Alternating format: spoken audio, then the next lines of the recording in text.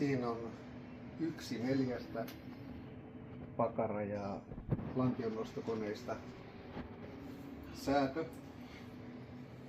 Eli pitää säätää niin, että se on, te istutte tässä ja se jo painaa päälle. Sinne laitetaan tietysti levypainot ja voi laittaa kumi, siihen vastuskumiin. Siellä näkyy tappi niin kuin toisella puolella.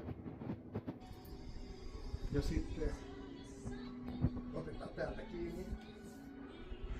Nostan ylös. Ja idea on kyykätä tänne tosi pitkälle, että se venyttää täällä takapuolella. Liike keskittyy sinne.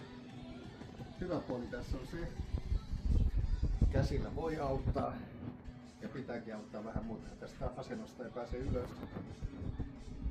Ja mikä tässä on vielä hyvä, joka salilla, missä tämmöinen laite on, tässä sanotaan, että lähes mahdotonta on tehdä jotain väärin. Eli parhaat tulokset saa tietenkin, kun tekee pitkää sarjaa ja nostaa sitä kuormaa siinä pikkuhiljaa.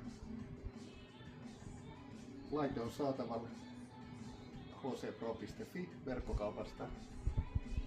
Tervetuloa!